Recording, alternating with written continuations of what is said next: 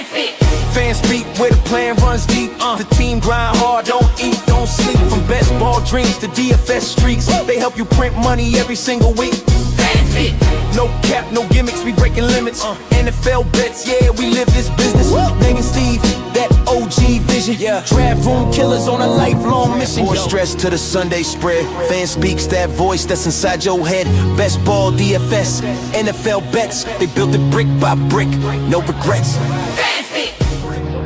Fanspeak team, printing money since day one.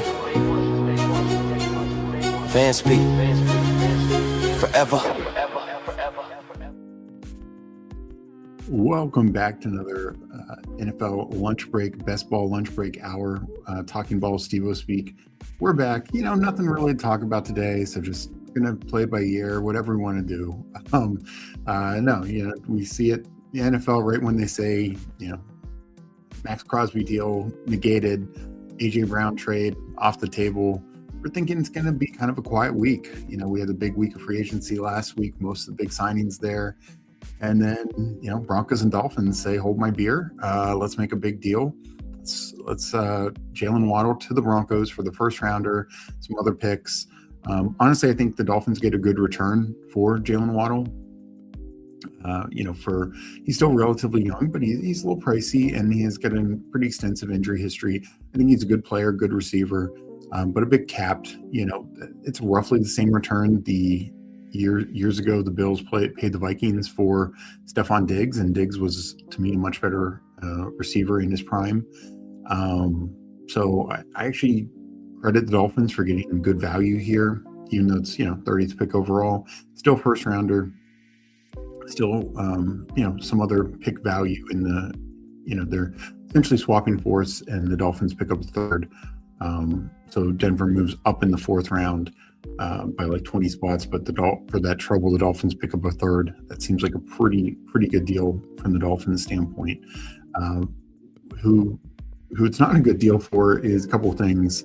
Malik Willis right now, and the rest of the Broncos receivers, including Jaylen Waddle. So we'll get into that. I did kind of quickly tweak my rankings. We'll have a full rankings update later. I just uploaded it, so we'll try and do a couple drafts and see what we think on these. We'll get into these drafts because I am going to be on with two games at 3 p.m. Eastern time. So I kind of have a tighter window today. I'd like to get two drafts in. So I'm going to enter the first one. We'll talk over the rankings. We'll also talk over running backs, which I know was the topic I had originally had planned today. And, Meg sent a graphic last night. And of course, the Dolphins and Broncos trashed that quickly. But we will talk all about it as we do these drafts. I'm going to count it down, enter this draft, and we'll get into it. So enter this draft in 10 seconds. Aaron, in 10, 9, 8, 7, 6, 5, 4, 3, 2, 1. Enter. So let me get to chat. Haven't got a chance to say hi to chat. Yeah, Mike, time to pivot. Meg, just throw blue 10 on the right. No, the topic is about Waddle. Can't think of more must draft running back than Zach Moss. We got Stephen W. Senior GM, everyone. Jamie in here, what up? Favorite RB build, double anchor in the first 3 rounds. I agree. That's where I'm at. And then you can get from there, go, you can go robust, you can go hyper fragile, you can do a lot of things. We got Bukowski in here. Good day, sir. Good day to you as well. Achane to Seattle would feed the world. And that is the thing. There have been more rumors of an Achane trade than a Waddle trade. We'll see if that comes to fruition as also. The Dolphins might be in total reset mode, which makes some sense to be fair. We got Hartman in here. Imagine Bijan gives Achane conversations. Yeah. I mean, right now, I actually bumped. We're still waiting on 5 people. Not by much. But one would think losing Waddle, you should bump Achane up. I actually bumped him down a couple. I just worry that if he remains with Dolphins, the entirety of that offense is going to be worse. So I haven't let it affect my Malik Willis thought yet. I probably should bump Bo Nix up. I honestly didn't touch either quarterback. I bumped Achane down a little bit. Still have him as a relatively high second rounder, 15th overall. But I feel less like he can hit first round value if he basically has to do it all himself. Malik Washington looking like the best round 20 click there was a couple weeks ago. Yeah, and here's the thing. And I moved Malik Washington up. I moved Jalen Tolbert up. I even moved Tutu Atwell in range of draftability because right now that would be their top 3. And that is not a good top 3. Now, the reality is the Dolphins have now 2 first rounders. They already had at least one extra second or third. So they have a lot of picks. So we get some rookies come in. So I don't want to go too crazy. I do think Dolphins receivers in the 19th, 20th round are very, very viable. But until we see what that room shakes out, and here's the other thing. All right, so we are in here. I'm in the 6th spot. We got Game Tight in here in the 8. We got Aiden in here in the 10. Definitely recognize a lot of other names. If anyone's in here, just give a shout, say hi. But also there's these free agents. We just saw Christian Kirk sign a 1-year deal with the 49ers yesterday.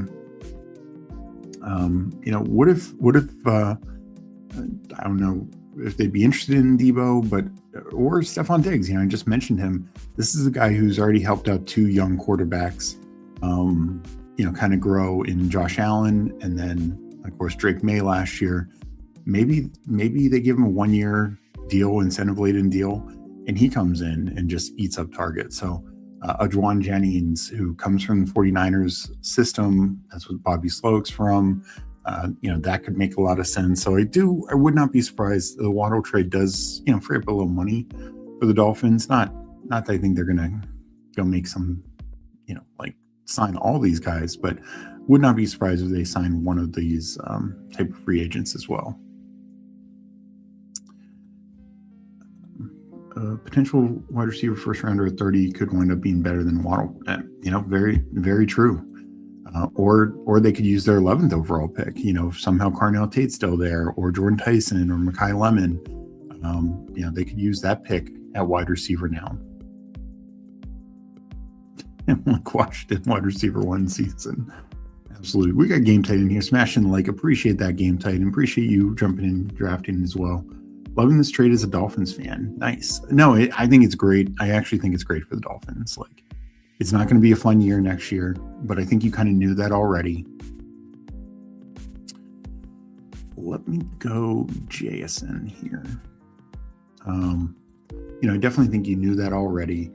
A little unfair to Malik Willis, but overall, I think they got really good value. Helps reset their cap.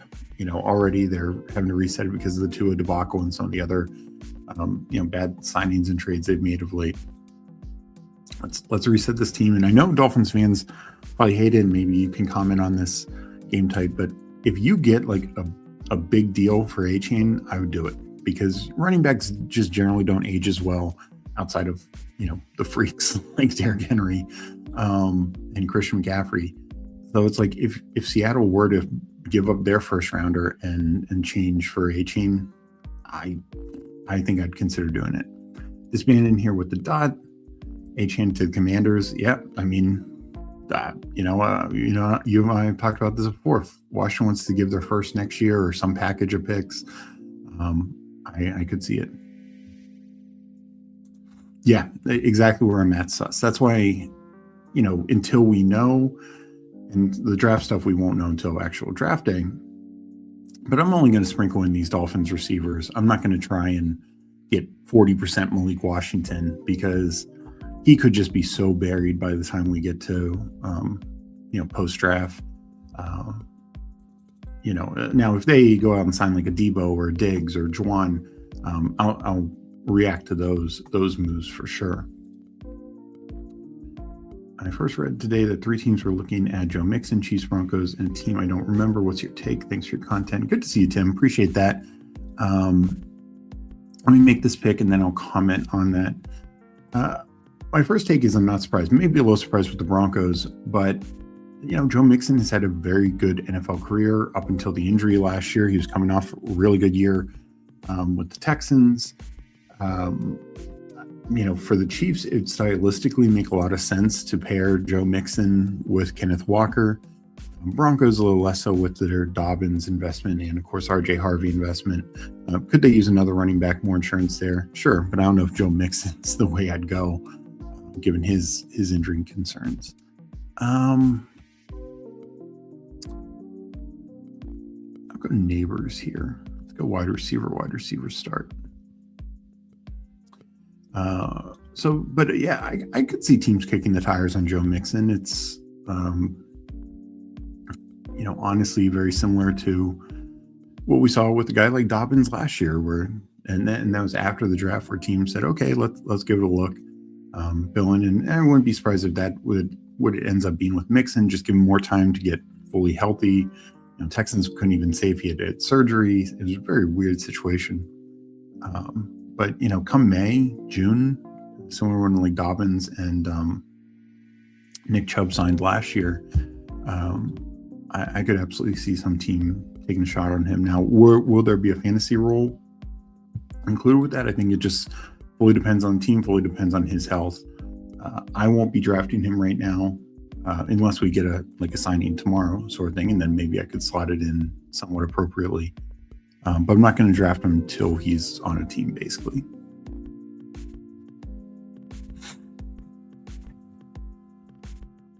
So after this pick, I will kind of give a look at receiver and where I kind of move things around.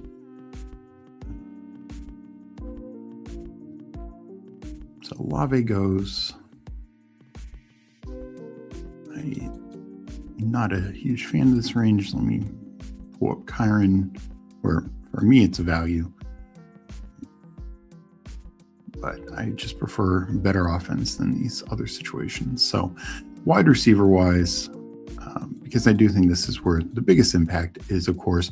Now, I was ahead of market on Courtland Sutton.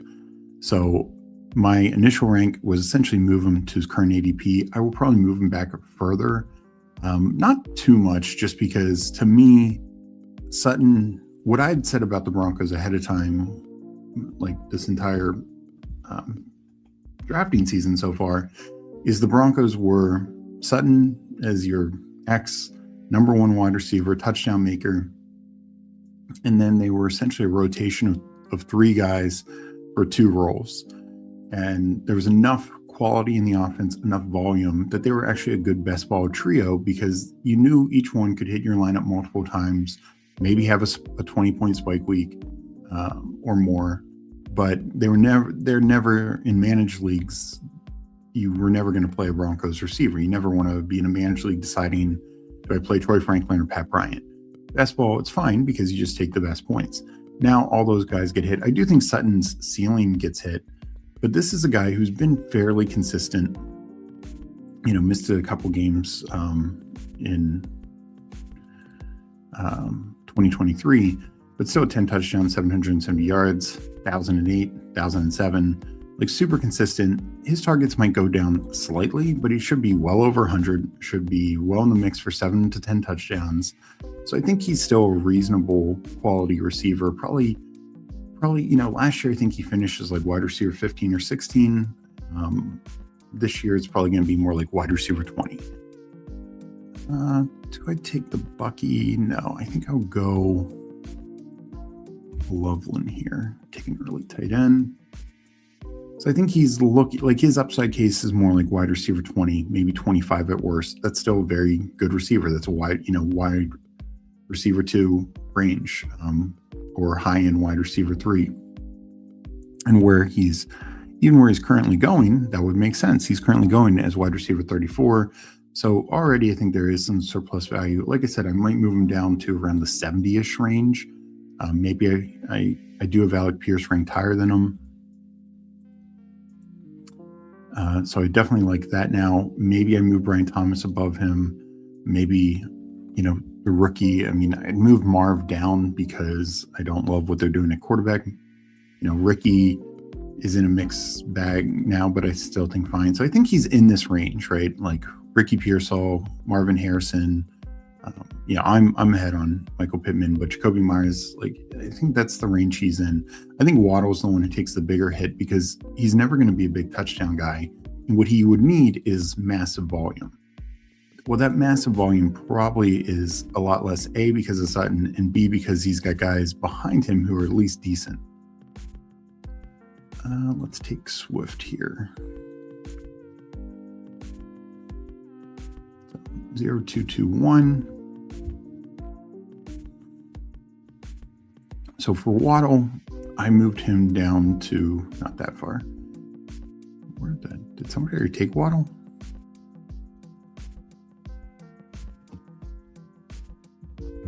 Yeah, somebody did. I moved him down to 80.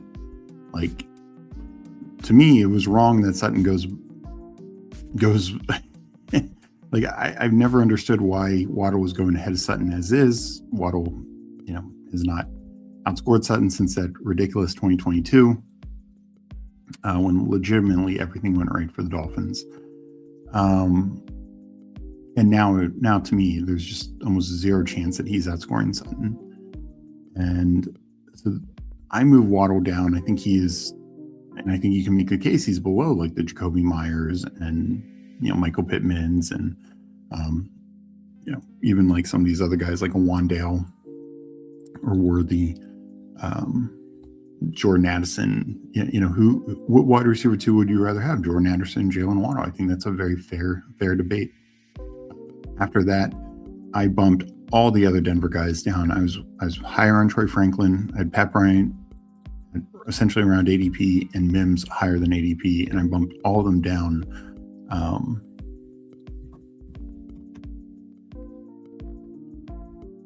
As we can see here, Franklin, I put at 173. I was at like 147, so that's a pretty big jump, and I might move him down less. Pat Bryant, I really pushed down, and Mims, I had him like 190 something, so I moved him down a couple rounds. So that's kind of where I see after this pick. I will get back to chat and get your guys' take on it. I might tweak these a little bit before I set them and send them out on our Substack. All right, setting that 0221. I'll take SKATTEBO here. Falling into the late 60s, that feels good.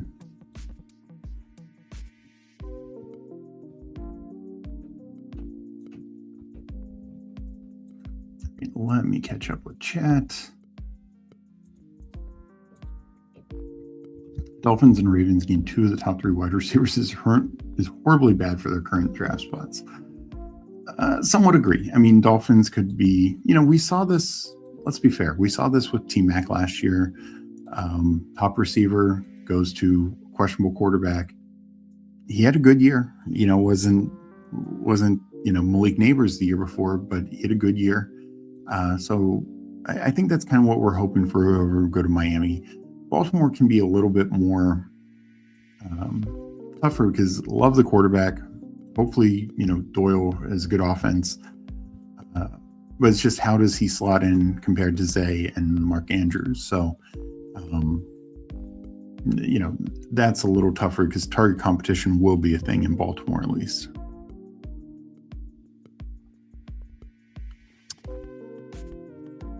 All right, we'll take DK Metcalf, but I do like Sutton falling. I will be scooping Sutton falls, that is for sure. Lutz GM, good to see Lutz. Game tight, I actually really like Waddle or Wright and Ollie, so an Achane trade would be okay for another first and more. Yeah. Let me put up the draft board now that I'm done talking about my ranks. Appreciate that money in a thing. I could see Sutton getting moved too. I guess I'd be shocked given the fact that they just extended him. I think his contract makes it pretty prohibitive to move him. And also, I don't think Waddle's a better player than Sutton. And they just do two different things. And sure, like the Patriots replaced Diggs with an outside receiver, so this would be vice versa kind of thing. But if you're the Broncos, why weaken yourself? That doesn't seem like it's going to help you get over the top. Maybe Sutton is set to just become Devontae Adams, which would be incredible, given my Sutton exposure. Oh man, I mean, somebody's going to have to do the math for me of how Waddle should be moving up with this trade. Yes, he's in a better offense, but he's got way more target competition. That will be the case. I mean, what justifies anyone, unless Sutton gets moved, what would justify anyone putting Waddle ahead of him? Yeah, see, definitely shouldn't have drafted DK there, because I could have gotten Pittman back. We'll take Rico here. Yes, I'm moving Waddle up, but only because I had him ranked 100. Yeah. If you had him ranked super low, then yeah, him going to a contender, him getting a better quarterback, that helps him. But I don't see him being definitively better than Sutton. Like, if you want to say they're even and it's like a very even split, okay, I could maybe buy that.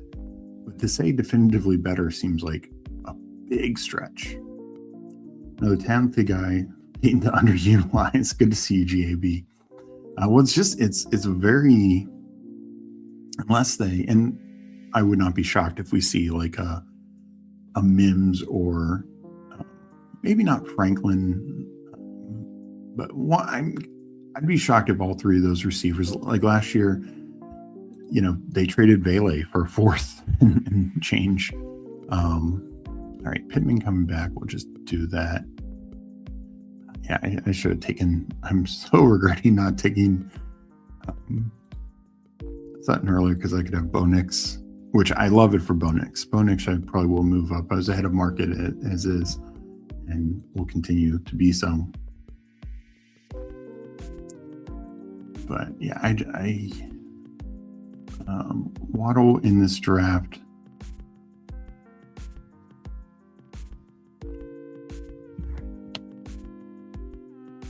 $40. That's a price to pay. Somebody's got to explain to me how Waddle goes before Mike Evans.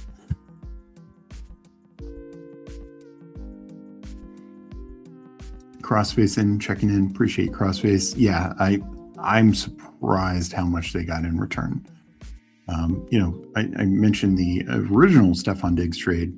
When they traded him to the Texans 2 years ago, they had to take a second and a late pick, and I think gave back a pick. It was nothing near this. I mean, DJ Moore, was for way less. So I know Waddle's 2 years younger than Moore, maybe, but he's also been more injured. Aiden Sutton at 82. Wow. Exactly. Like, if we're talking full point PPR, Waddle can, maybe Waddle retains more value. All right, we need a quarterback here. We'll just take Malik Willis. He's going to have to run around and do a lot on his own. But in half point PPR, that 1 year, 2022, Mike McDaniel's first year with the Dolphins, when Tua got injured late in the year, but when basically everything went right, that was Waddle's peak. Since then, he's just not been as good, and he's never fully healthy. Again, I think Waddle's a good receiver, but he is far, far more limited than I think people are giving him credit for.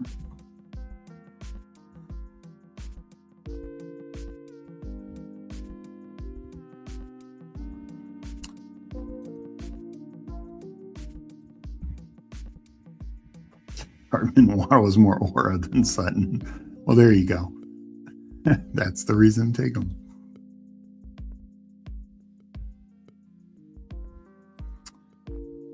All right, let's see. Coming up here.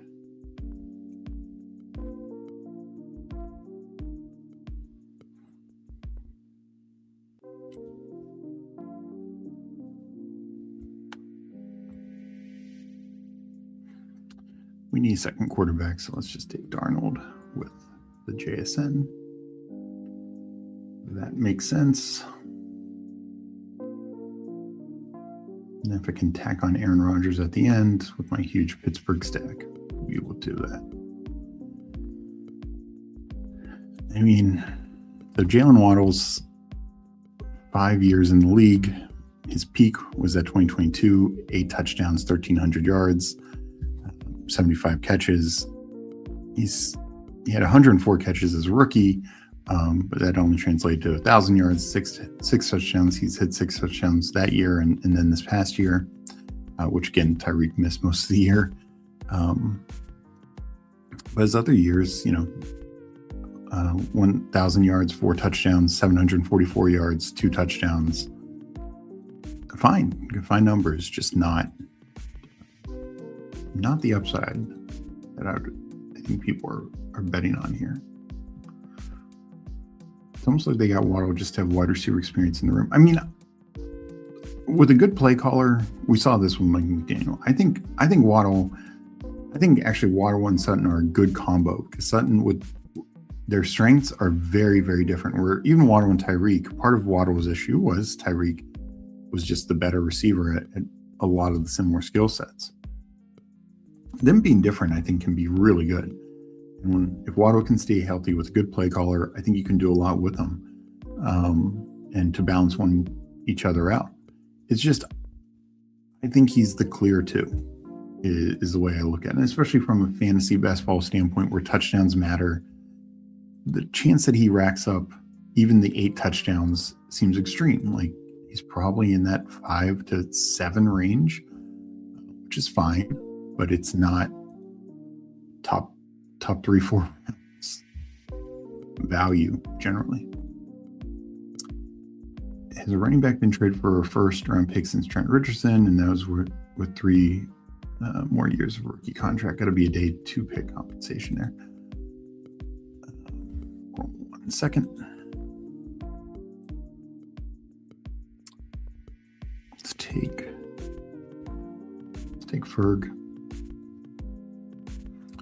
As for running back being traded for a first since Trent, probably not.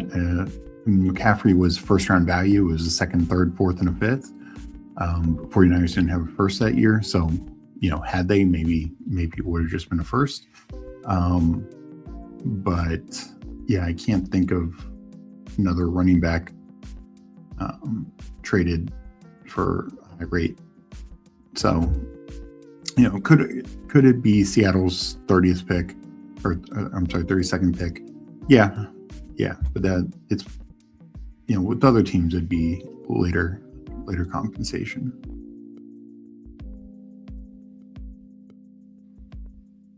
Sutton is better skill set for the modern NFL. I'm out on Waddle.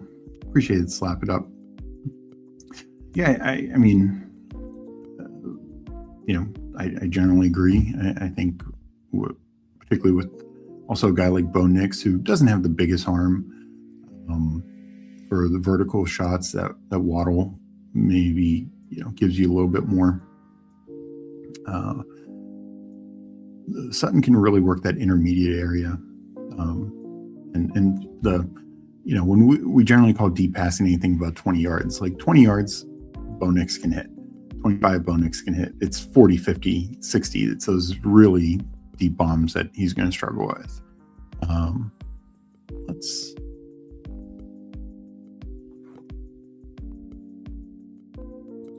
So I think we're only going 2 tight ends with the love on Ferguson. So we'll go 9 receivers, I believe. So let's have some fun with Steph Diggs here. Maybe we get lucky and he goes to Miami.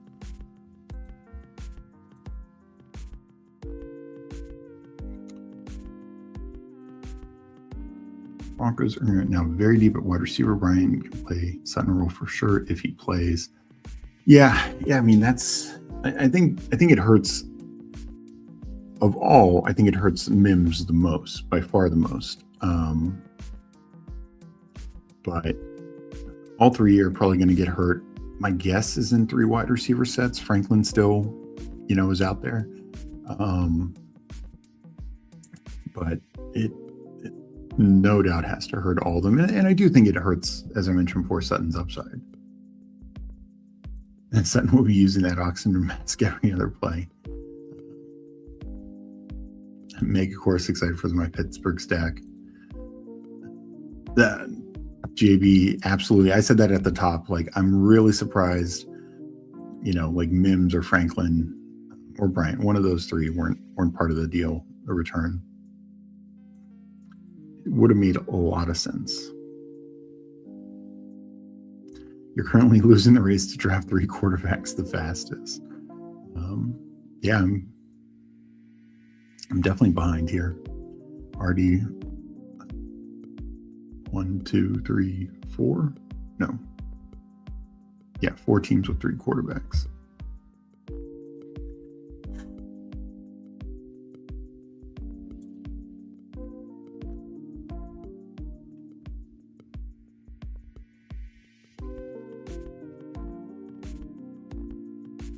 Geno 133 is wild.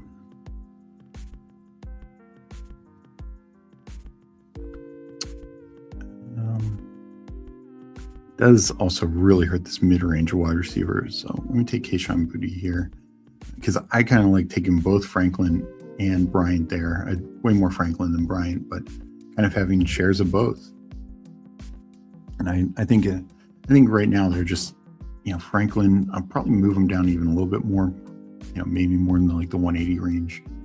And Bryant, late round Pat Bryant is still viable, but it's just nowhere near as clean.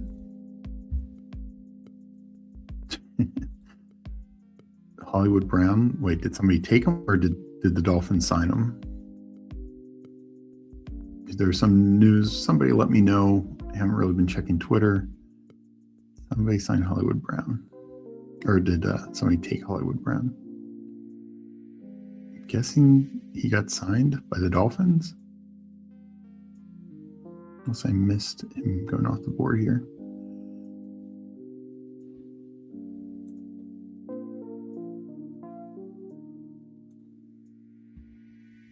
There you go, Malik Lemon. Yeah, I mean, that is very live at 11.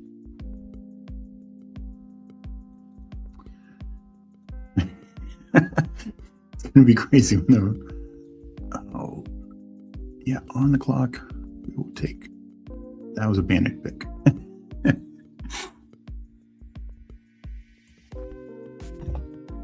Because I did not. Chig would have been good value there. Did not want a 3rd tight end for this team.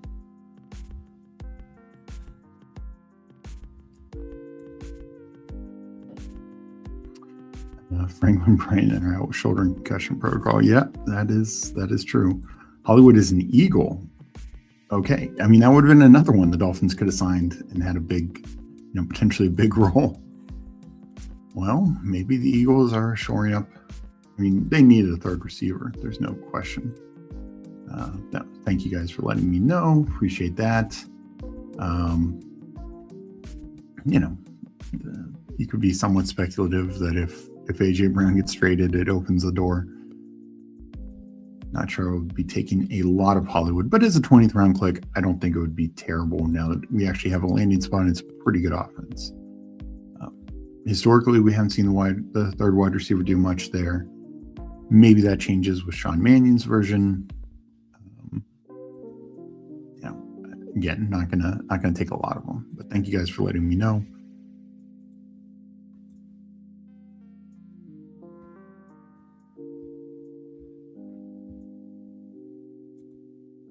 Maybe I'm taking 9 receivers. That's my 20th round click here.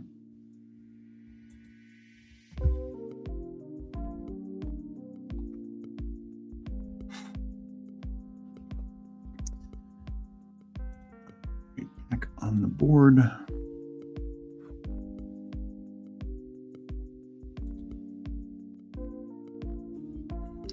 Take Trey Tucker. I do, prefer Naylor now, but I think Tucker can still be fine in this range.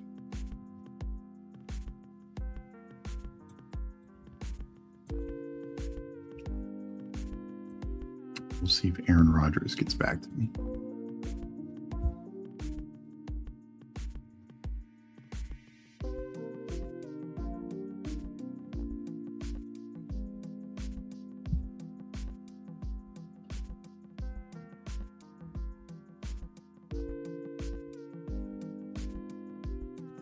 Texans add Wyatt Teller, continuing to improve their O-line. That is good news for Monty and Stroud for sure. Makes me think A.J. Brown trade could be imminent. They went from no money to Goddard, keeping Goddard and signing Hollywood. So it wasn't that they had no money. The problem, Sus, is if they trade A.J. Brown, he essentially counts almost double from his current cap hit. Because of all the accelerations from his bonuses that occur when you trade somebody. So it costs them more to trade A.J. Brown than just to keep him. Now, after June 1st, that math changes because then you split the cost between this coming season and then the following year. So, the Eagles had a little bit of money, and that's what they're using apparently now. But that's it. And then, trading A.J. Brown doesn't free up money. It actually adds 20 million more. And that's why it just, if they are to trade him, the June 1st, after June 1st makes a lot more sense. The moment you pick Rodgers, Meg will be back in the chat. Hollywood is to replace Dotson, but I hear you. No, I think right now that's the likelihood, but it would have been, I said this yesterday, like what the Eagles do in the draft and somewhat here free agency, I think they are giving themselves protection of, look, if somebody comes, and I thought the Eagles were crazy because they were rumored to be asking for essentially like a Micah Parsons level deal for A.J. Brown. And that just seemed crazy because, last time A.J. Brown was traded in his prime from the Titans, it was a first and third, and Eagles are asking for more than that now. But now after this Waddle deal, they can at least point to that and be like, hey, we have a point. All right, let me make this pick.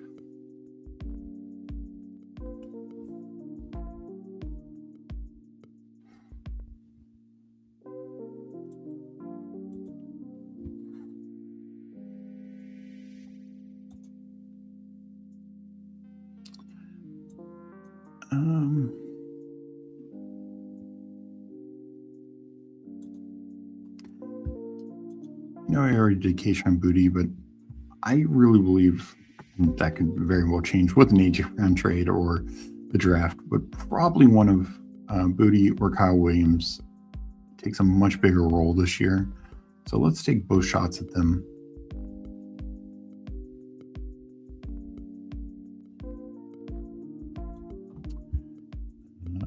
Are you avoiding rookies because the low team projection hurts your soul? Not entirely. This one is just the way it's worked out, and also I have decent exposure to most rookies, or the ones I think are pretty draftable. So I'm trying to flatten some things out, mix some things up. I mean, there's obviously some guys, like I'm high on DK, but guys like Boutte, Kyle Williams, I wasn't really taking them too much earlier.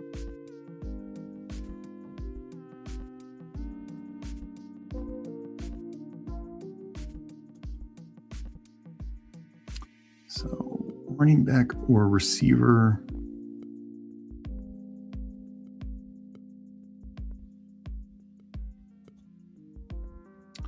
We'll take George Holani if he gets back to me. He does not. I'll take a rookie. This is my sixth running back. Works there. go to the board and then I'll get back to chat.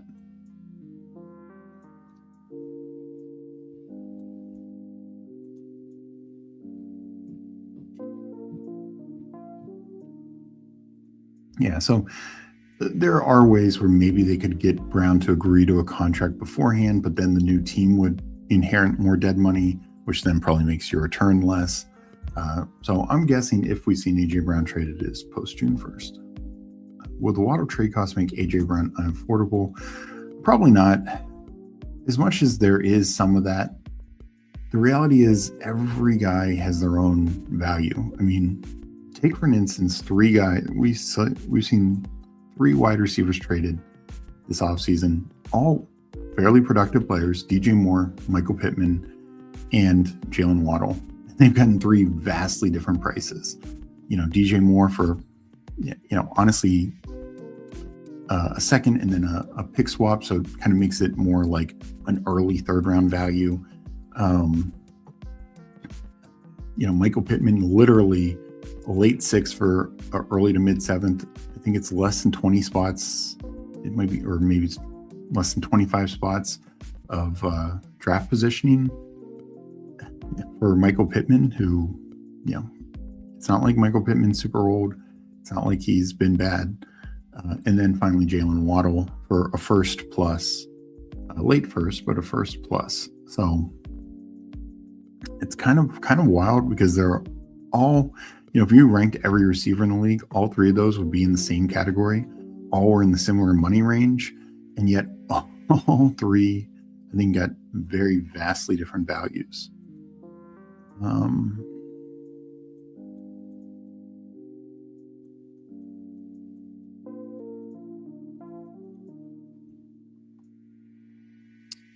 I'll take a Vele here.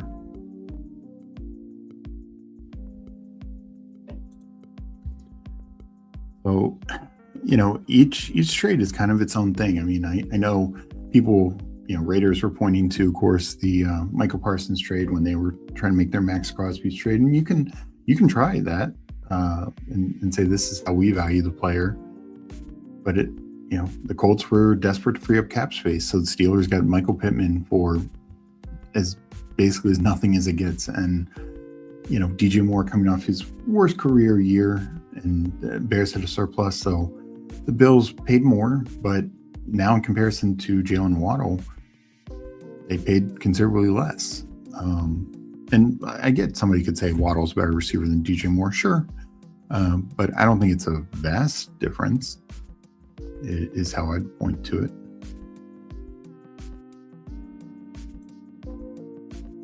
Chunk wide receivers getting a lot of talk today.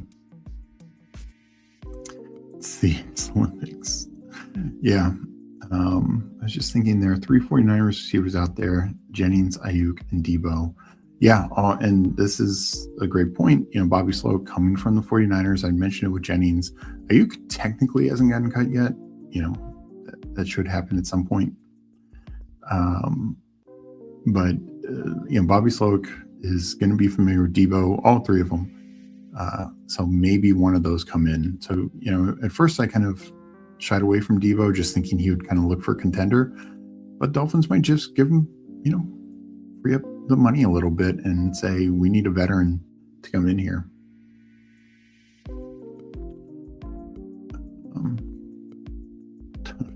Tony Pollard crap talk soon too.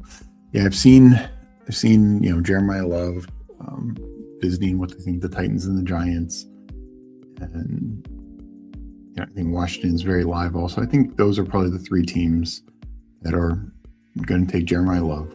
And if the Titans do take him, then Tony Pollard will probably be going elsewhere come draft day. All right, let me go over my team, and I think Aiden was the only Fanspeak YouTube member in here. Game tight though, went a 2.783. A nice Jefferson Hampton start. But I'll go over my team and Aiden's team to start. Malik Willis, Sam Darnold, Aaron Rodgers. So hopefully Rodgers plays, then I get 3 starting quarterbacks.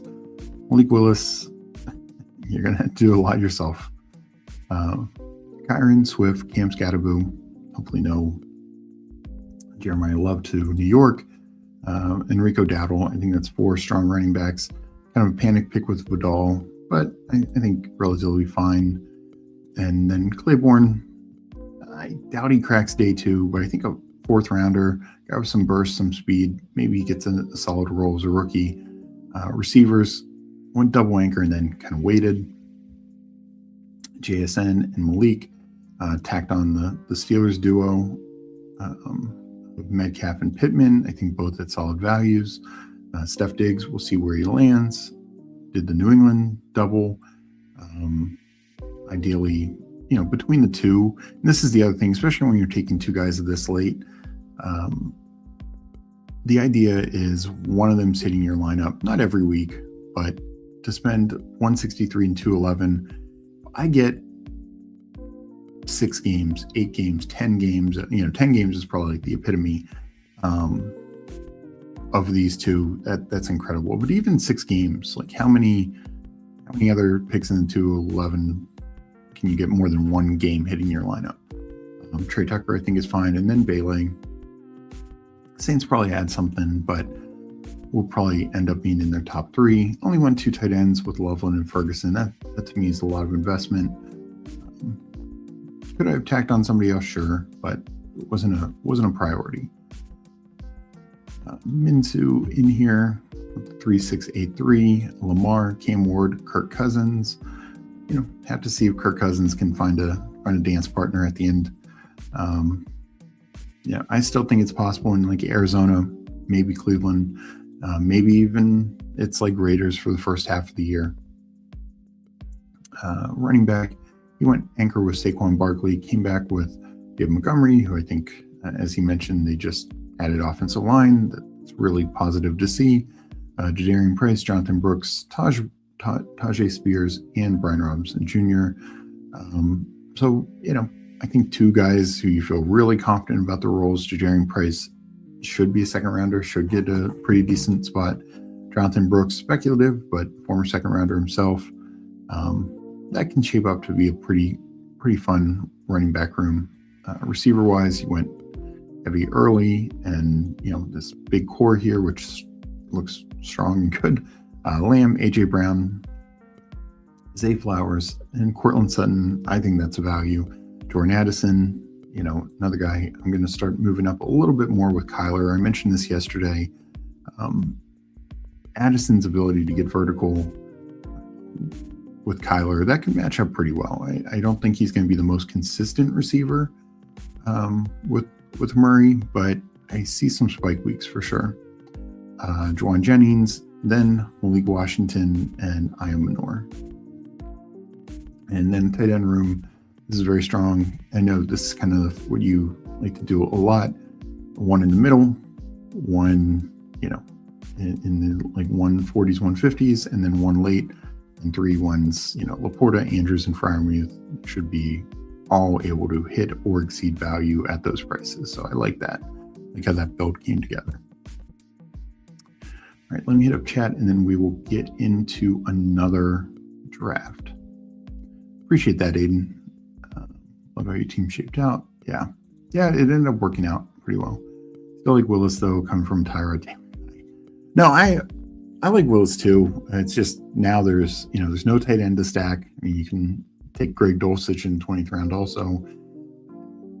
I'm not really going to force these wide receivers. Even Achane feels thin to stack. But unstacked Malik Willis. Most of his value is going to come, from his legs. He's probably not going to be drastically, even when he has a good game passing, it's probably going to be spread out. So stacking him is just not going to be a priority for me. What is the who topic for you today? Well, actually kind of similar to what this talk, like I was supposed to be talking about running backs here, and then I'd be talking about running back workload with Who Hames on his channel at 3. We will, I know, talk about Jaylen Waddle first and then get into the main topic at hand. So we'll do both there. And in the second draft, we can talk more about the running backs. Let me get a drink. That I originally intended to talk about today. Excuse Excuse me.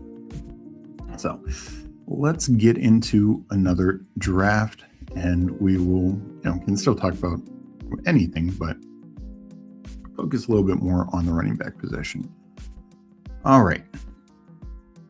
Coming up here, I'm going to enter this draft in 10 seconds. Entering in 10, 9, 8, 7, 6, 5, 4, 3, 2, 1, enter.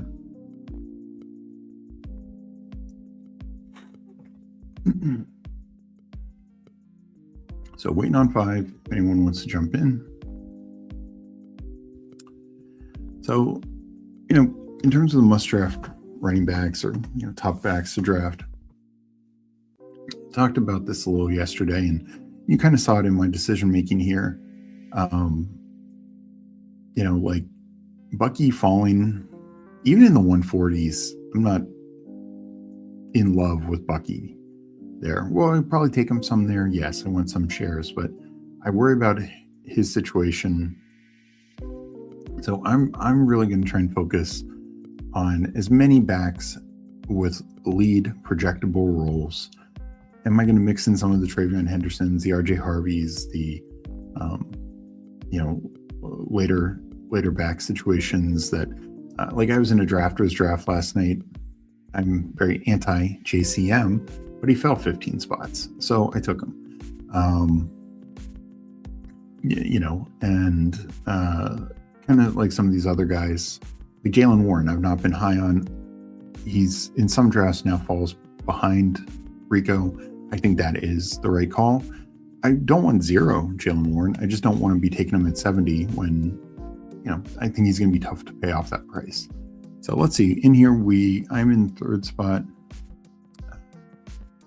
Polo 254 Fresh. Sorry, I know that is somebody from chat. I can't remember who. Not sure if they're in here today. We got FK in here at 7. C Money Mitts is another name I recognize. Starting Prosperity, I think I recognize as well.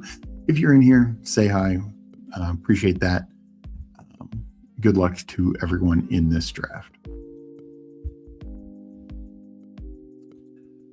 But I'm definitely not just the guys at the top. The first 2 rounds are pretty. You can be somewhat subjective about the order, but they're all great picks. It's, I think, the next couple rounds where there is a difference. So we'll go Chase here. And in terms of, and this is actually why I have Kyron pulled up so much, because to me, this is as projectable as it gets. 3 straight years, even the last 2 with Quorum there. He is, they are who we thought they were. Like Kyron is who we thought he was. Yardage, touchdowns, unfortunately fumbles, but catches, receiving yards, all relatively in the same ballpark. The 2023 missed a little bit of time. That's why the total carries were down. He's a bit more efficient that year.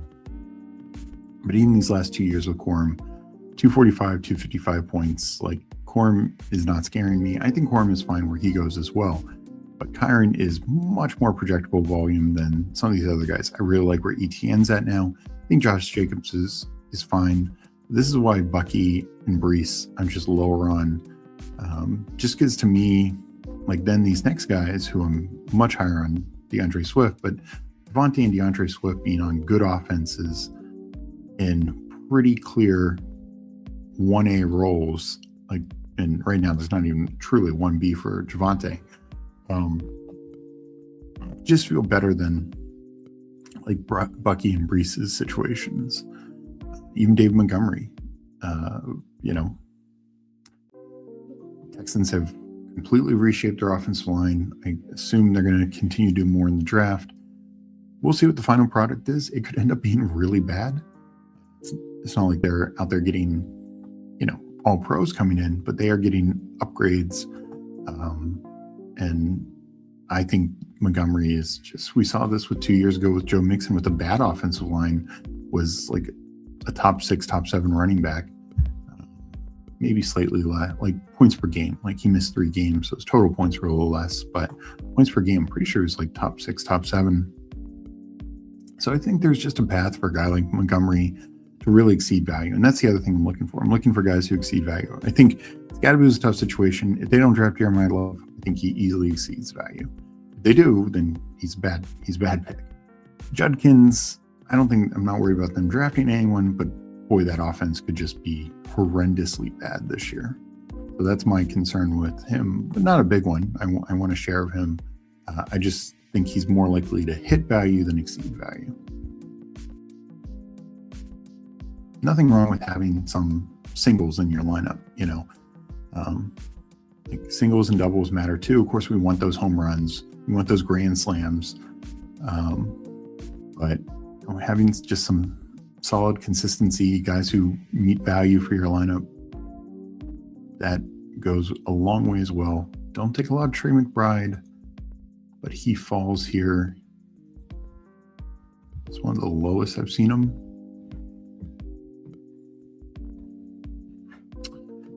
So I start Chase Trey McBride thinking it is 2025 all over again, and they're playing week 17.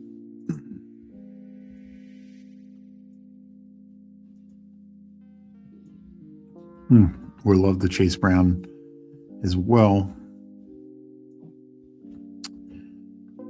I think I just go Josh Jacobs.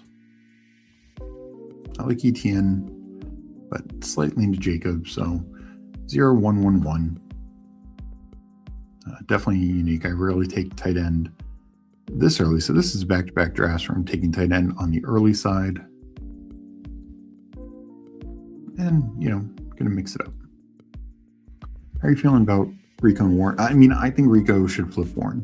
To me, this is very likely going to go back to the, Najee Warren days. And let's just bring it up here. Najee Harris, obviously last year, 10 points, but 3 previous years to that, with all with Jaylen Warren, 186, 181, 203. Warren. Last year, he has his absolute peak 197, but the 3 previous years with Najee Harris, 105, 166, and 79. I think best case for Warren is probably that 166 again. Probably more like in between, probably 140, 150. And Rico, I think, can be in the 180s. And some of this is, I think the Steelers offense is just going to be better than it had been in under Matt Canada and then Arthur Smith. So, even if the roles are the exact same, I actually think their total combined points could be a little higher. So we could see Rico 200 and Warren like 150, where that wasn't obviously going to occur a couple years ago. But I think Rico will have maybe not as much for the pass role that Najee, because Najee would still retain about 40% of the passing role. And it wasn't as huge of a split that people made it out to be. So maybe Rico's more like 25, 30%. But I think Rico will get just the vast majority of the carries, the vast majority of the red zone, the goal line work. So Rico's the one who's more likely to get 10 plus touchdowns. And again, I do believe the Steelers offense will be improved, so that even puts the touchdown scoring upside much higher. Of course, we do need to see if Aaron Rodgers will sign pen to paper and be back.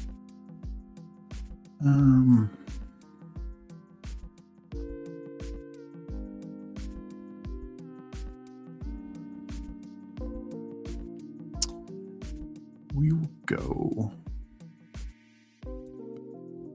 GMO here.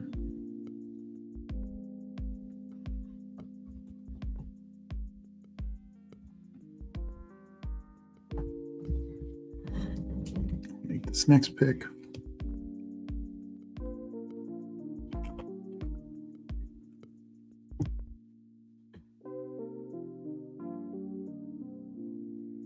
Glad Loveland was taken in between because did not want him to be a screaming value to me here.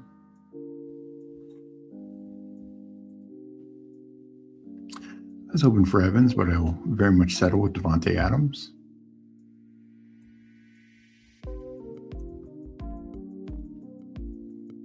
And back to the board. Let's see where it is. The Waddle watch. He goes 41 here, so essentially the exact same spot as last time.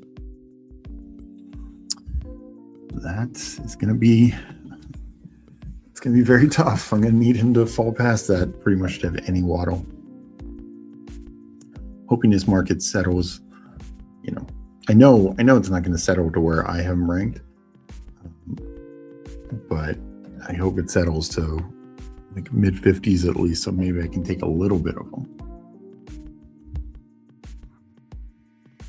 And I still think that's way too pricey.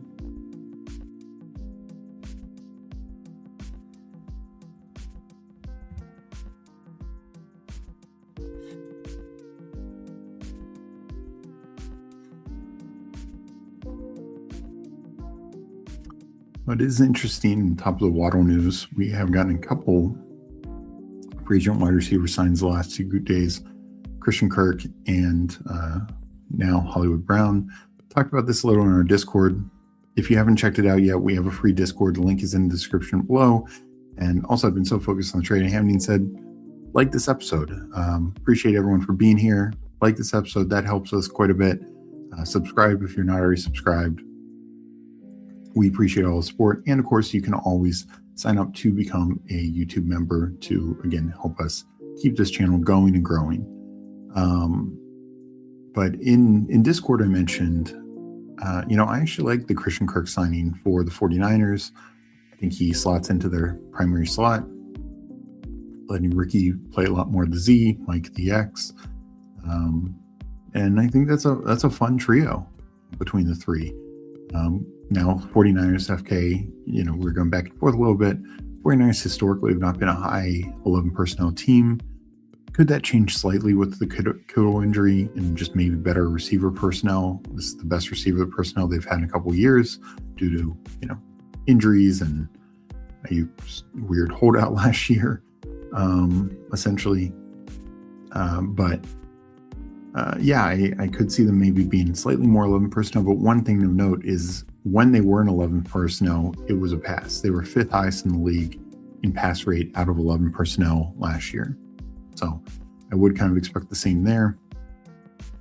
And that probably caps Christian Kirk for sure.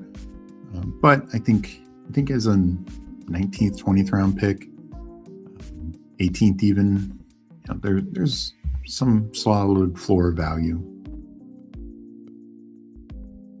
We got kicks in here.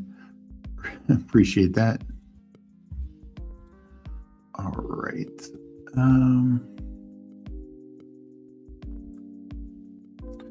We'll take Alec Pierce here.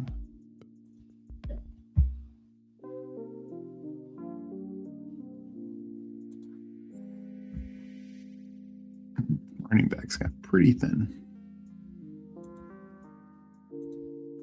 Just now hit me that your last draft had 2/3 of the Meg Shop perfect draft with SKATTEBO and Aaron Rodgers. It must make you feel great that you made your sister proud. I'm sure she's very happy. Yeah. Let's take, I like Metcalf and company, but we'll take Stevenson. I need another running back.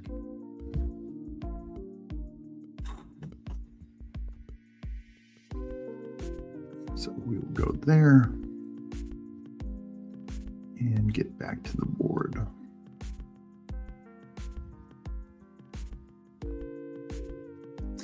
Yeah, that's the one thing I was missing. No Pat Freiermuth. Every team is Pat Freiermuth's team. I mean, I do agree that he represents a good value going 200s with no Jonnu, no Cam Hayward, or Connor Hayward, I should say. And then even Darnell Washington's coming off a significant injury. So I think Primu's in a good spot, but definitely don't need to take him every time. There's just still a lot of tight ends who are just undervalued right now.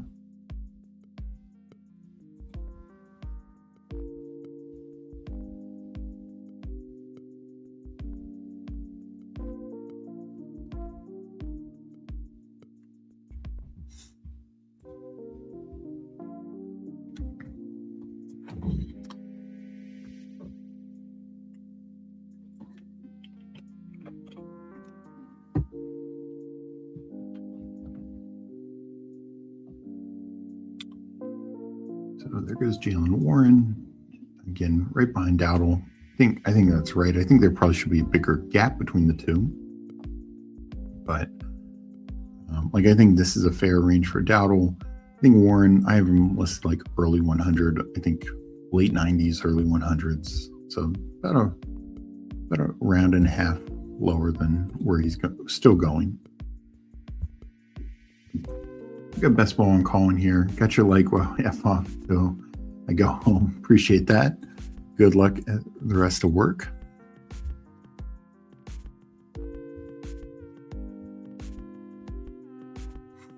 Knicks.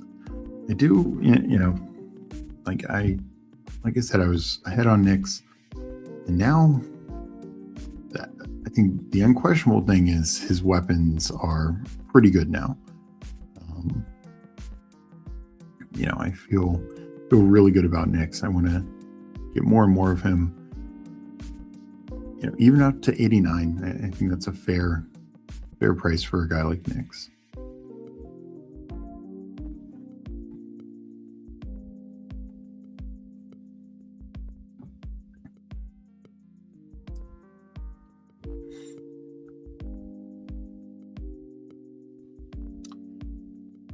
And all right, I will take Algier.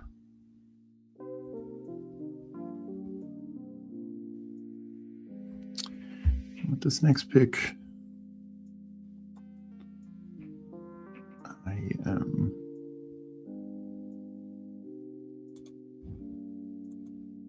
could probably take one of these two.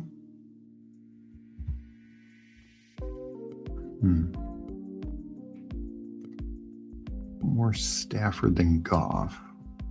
I think I might go Goff. We'll go Goff here. And now I got a quarterback. So feeling all right about this team. 4 receivers in the top 100 with 3 essentially in the top 50. Elite tight end. We'll only add 1 more tight end. So 3 running backs. Might go 7 running backs just since it was kind of an anchor build. Got my first quarterback, so feeling good with this team.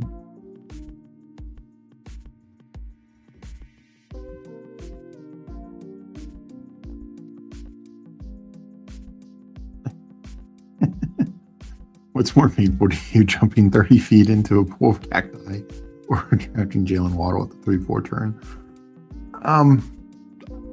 I'll say the cacti because I know that's definite pain. Like Jaylen Waddle in tournament in like drafters or marathon, Jaylen Waddle would be pretty bad at the 3-4 turn. But in tournament best ball, this is the one thing.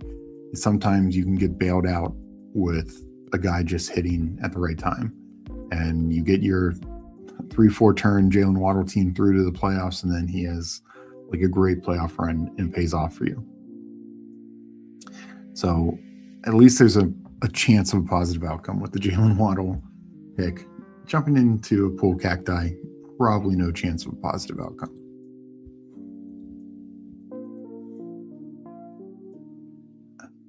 But yeah, I mean, this is another one of those, I like Jaylen Waddle as a player, had not at the price the Broncos paid for him, but my Washington Commanders had made a trade for Jaylen Waddle this offseason, where I'm in to be the number 2 wide receiver behind Terry. I would say that's a great deal. Again, not at that necessary price, but let's say it was in the DJ Moore trade compensation range. I would have said, yeah, go for it. Like let's get a good number 2 weapon for Jayden Daniels. wouldn't make me want to draft him super early though.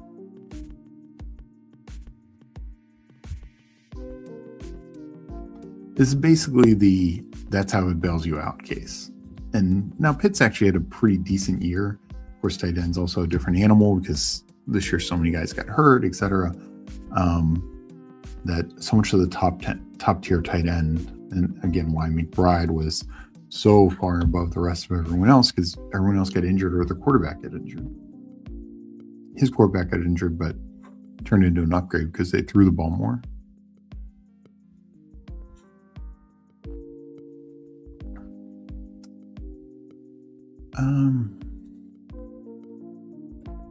I don't have a ton of shock, so let me take a shot here. I'm a little lower on him, but maybe ideally I can have Juwan as my second tight end. That'd be a fun 2 tight end room if I can make that work.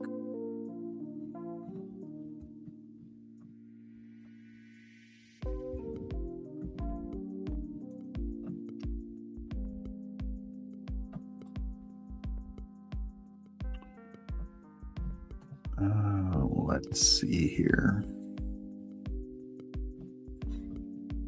Probably going receiver. Wouldn't mind Coker. Golden's okay.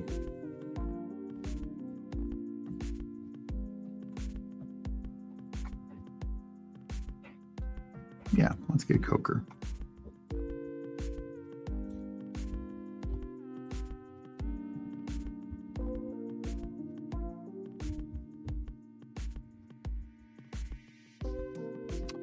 Commanders look committed to the crusty veteran strategy on offense. It's the downside of having a defense coach. Don't think Dan Quinn will want anything other than defense at 7. That is a bit of concern. I mean, I would hope, since most of the money has gone vastly towards the defenses, which it needed to. Don't get me wrong, their defense was awful. I would hope that could lead to whether it be Jeremiah Love or like Carnell Tate at 7. But yeah, right now they are. They brought back Jeremy McNichols. They brought in like all these fourth tier receivers.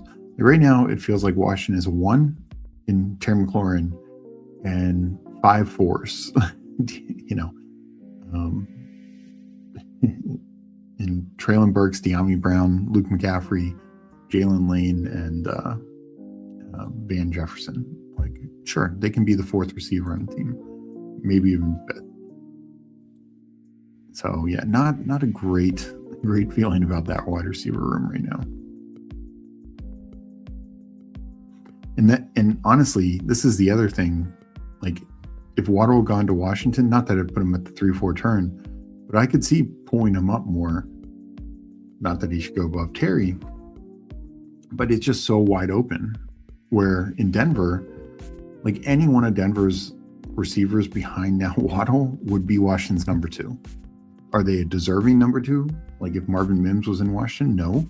But I'd take him above anything else on Washington's roster not named Terry McLaurin right now. Ayuk is the only piece they're missing. Oh my God. Please no. I know that's what's going to happen. And it's just so painful because come week 4 when Ayuk, storms off the field or, whatever, then we're going to see a lot of De'Ami Brown and Van Jefferson.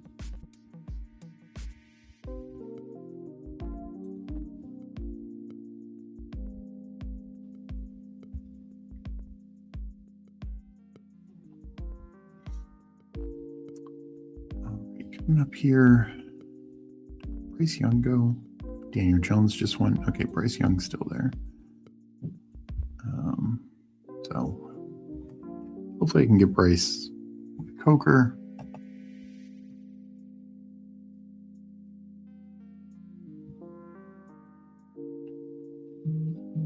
If not, I'll probably just take another quarterback. And then, taking him above Brenton Strange is tough for me. not.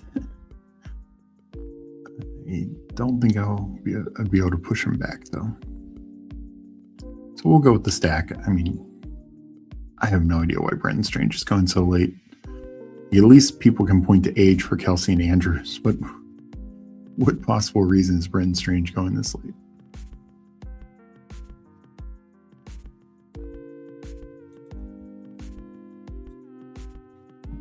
All right, we'll be done at 2 tight end again. And let's go back to the board.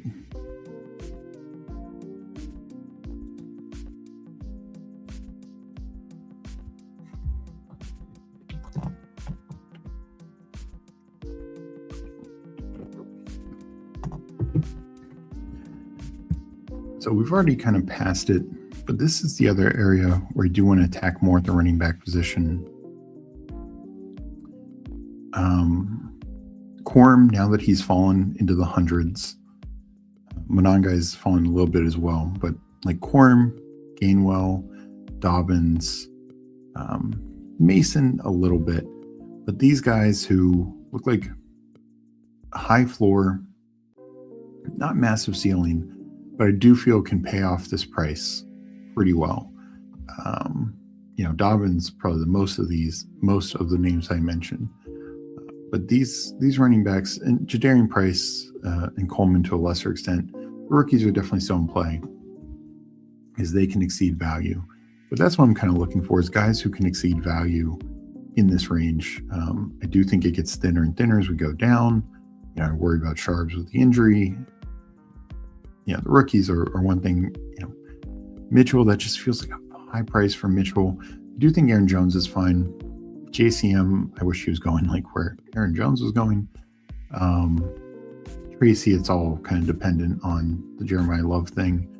And with SKATTEBO, if Love's there, Tracy's totally done. If Love's not, then I think he carves out a role as a pass catching back.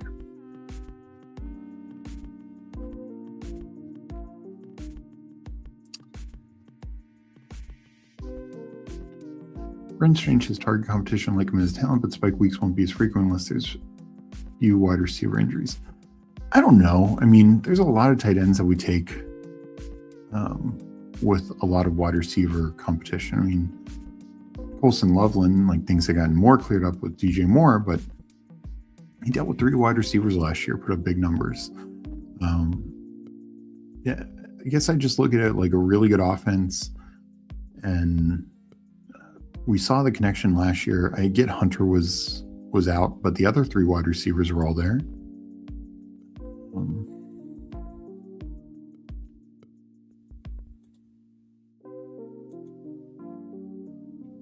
I'll take Taj. Don't want to go a third tight end. I like Chig. So I guess my take on it is do I think Brenton Strange has a path to be a top 3, top 4 tight end? No, but easily can be tight end 7 through 10. And there's a lot of value for getting that guy where you're getting him.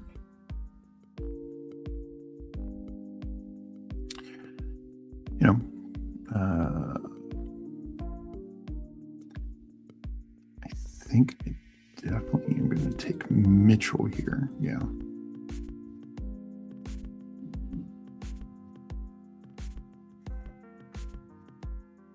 So let's go to the board.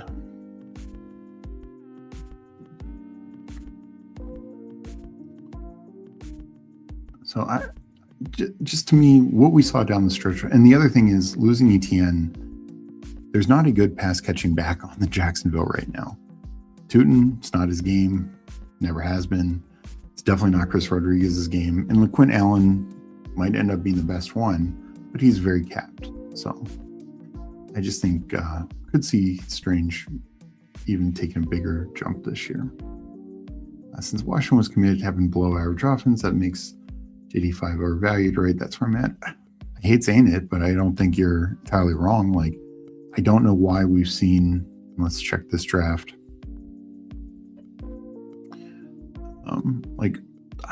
I think Caleb is a better pick than Daniels. But I just, I have a tough time say no. I mean, Drake May at 80 is crazy. Drake May feels better. Like Hurts, I'm definitely in the kind of like Caleb and Hurts above Daniels for the most part, and May as well. Dak, that seems high, but I'm assuming you got Pickens in the second round. Yeah, so I do worry about that Daniels is overvalued.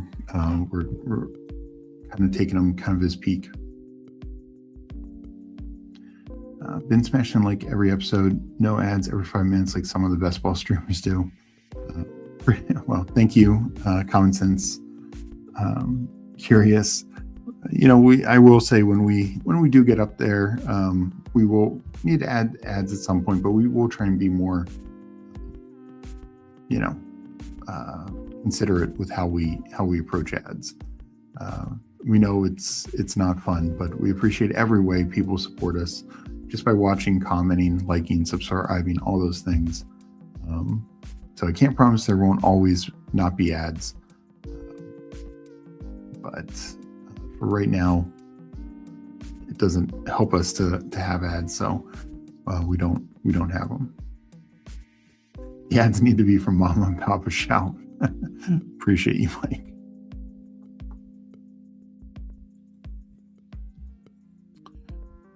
All right, here. Ooh, I was gonna make this 2 tight end. I think Chig at 183 is pretty good value.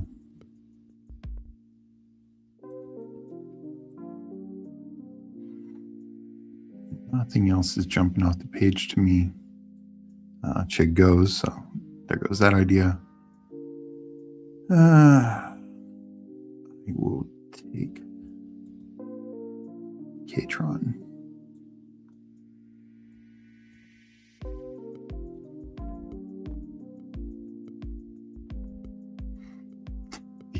The ads need to remind you to leave every draft with Cam SKATTEBO.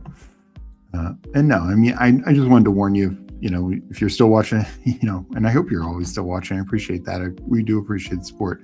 Don't be surprised if, a month from now or 2 months from now, you see some ads. But I do want to do it in a way that is,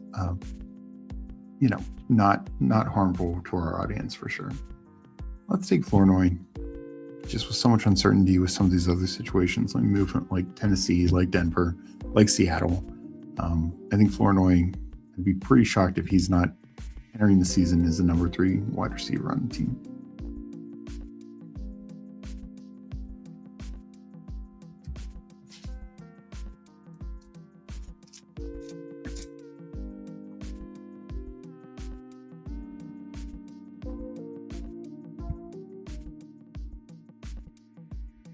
Yeah, no, that is true. If you have a YouTube premium subscription, it does remove the ads.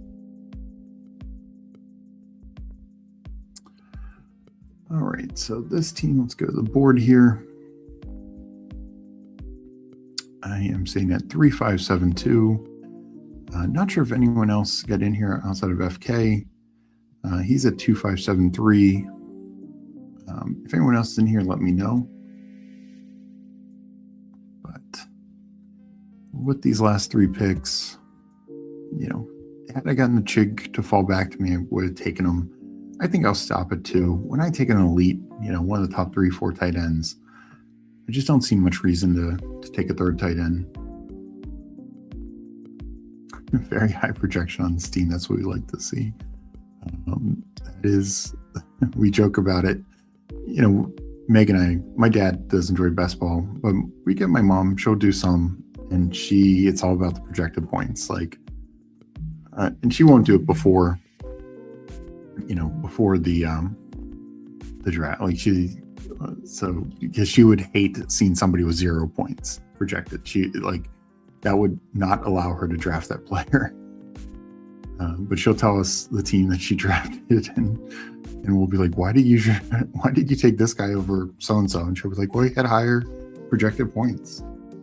So, okay.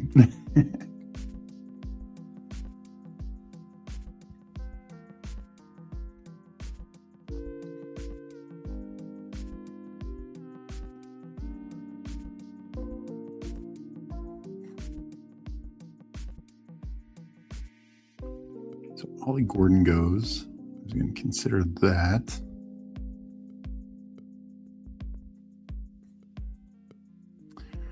I'll take Najee. I still think he ends up signing somewhere. We'll see if there's relevance there or not. That's the way I treat it. It's could be a terrible landing spot or could end up being the greatest landing spot. Anything in between. So I need 2 more receivers, I think, to make this team work. I could go with 7th running back. I thought I caught up enough. Maybe not. Maybe I do go 7th running back. And then tack on a receiver late. Yeah.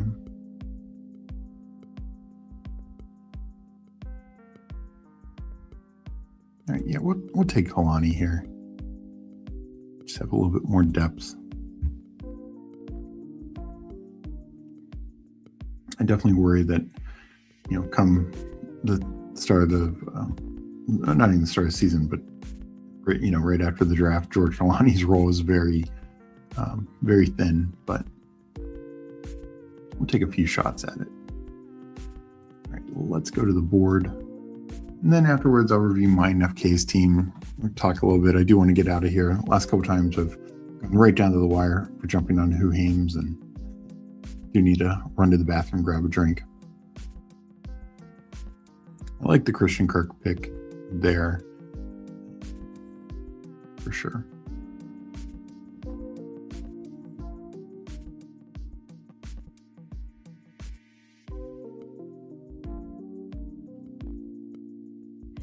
Also, I'm going to have to catch up on my baseball slows. Those are down 4 hours. I think going down to an hour soon, maybe tomorrow.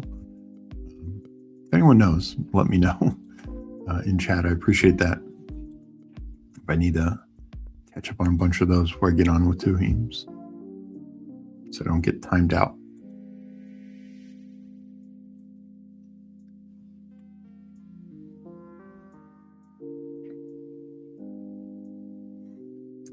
I haven't done it much. I've taken a few LaQuint Allen, like 20th round shares. I'll be interested to see how much of, we know his floor of a role. Like last year, he played about 25% of the snaps. Almost all like third down, a 2-minute drive to stuff. Could he expand on it a little bit more to be like full passing down back? Maybe. Will be interesting to watch.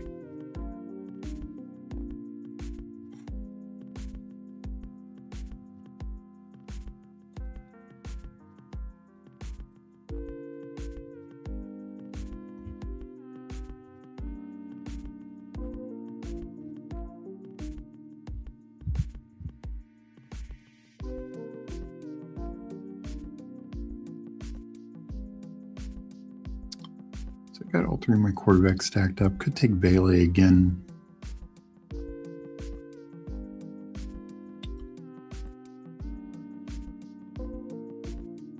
Oh, who says noon tomorrow? Yeah, I thought it might be tomorrow or the next day. So good to know. And you get in a few more fasts for sure, but those slows are starting to get whittled down.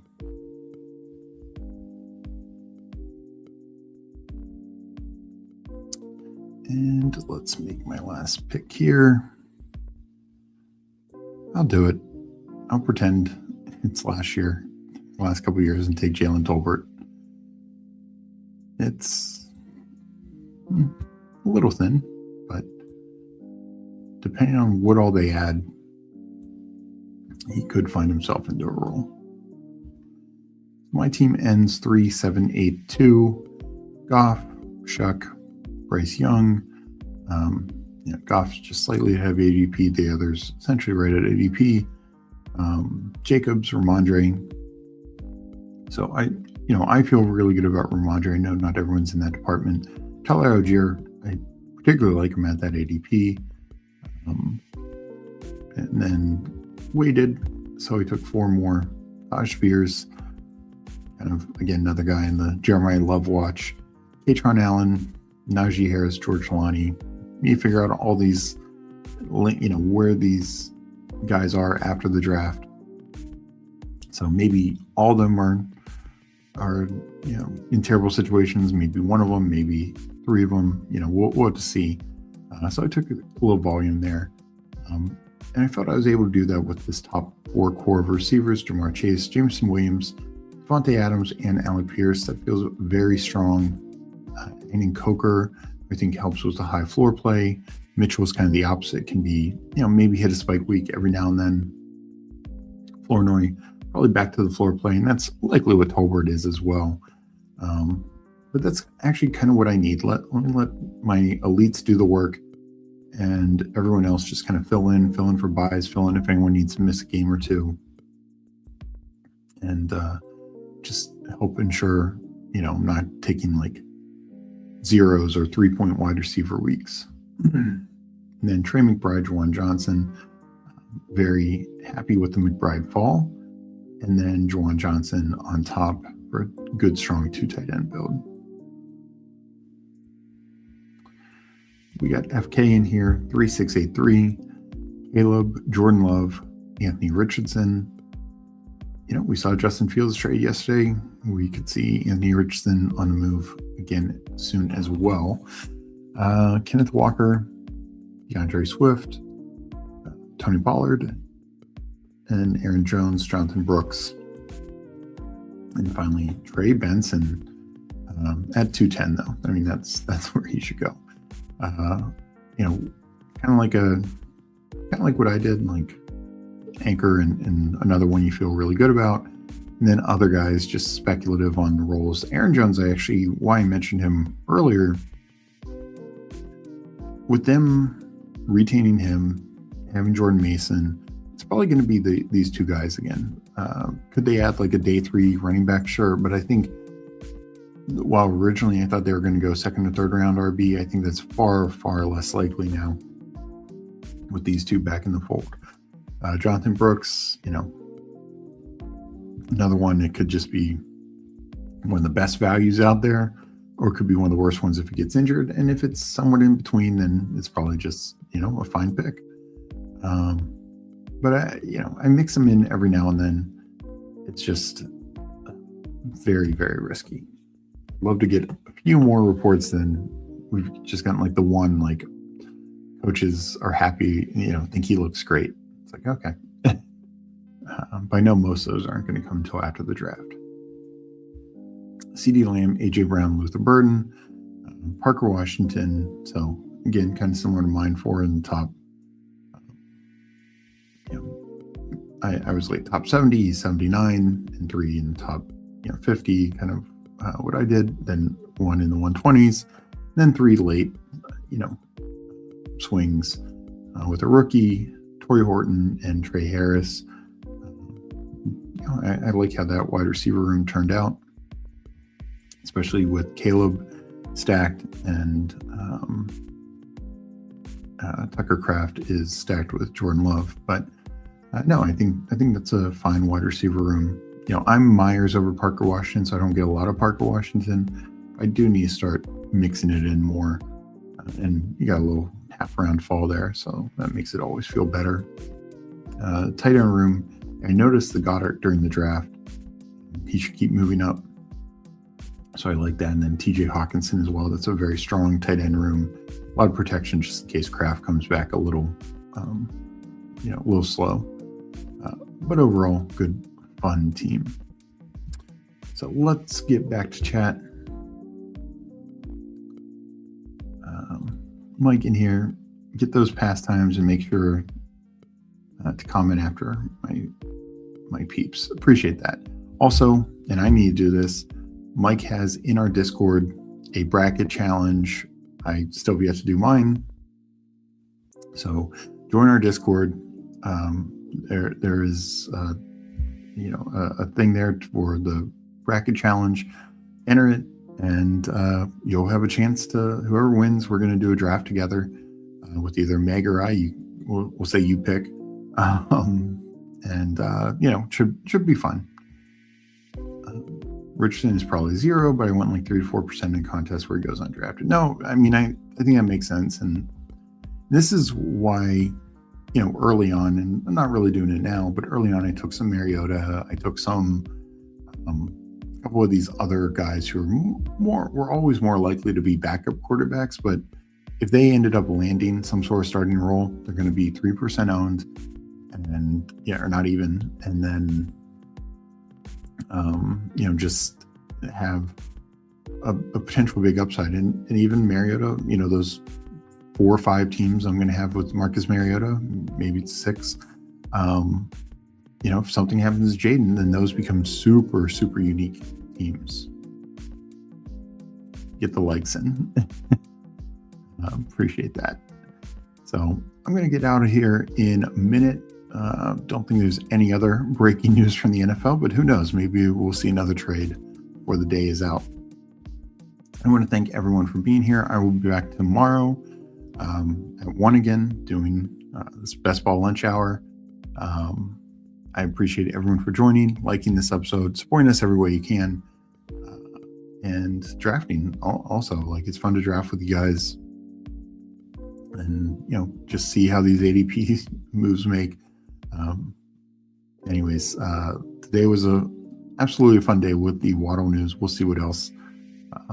Maybe this leads to some more wide receiver signings. Maybe that Waddle trade was a little bit of a logjam there, because I'm sure agents and teams were more aware of the availability of Jaylen Waddle than maybe us fans are. So I'm going to get out of here, but before I do, let me drop the link to Huheim's channel. Give me 1 second. I will be over there at 3 p.m. and we are going to be talking first Jaylen Waddle, and then beyond that, we are going to talk running backs and kind of their roles. So let me see here. Where is the link? Here we go. So join me in 20 minutes over there, and we will continue talking ball. Hope everyone has a great rest of the day. I will catch you next time. Peace.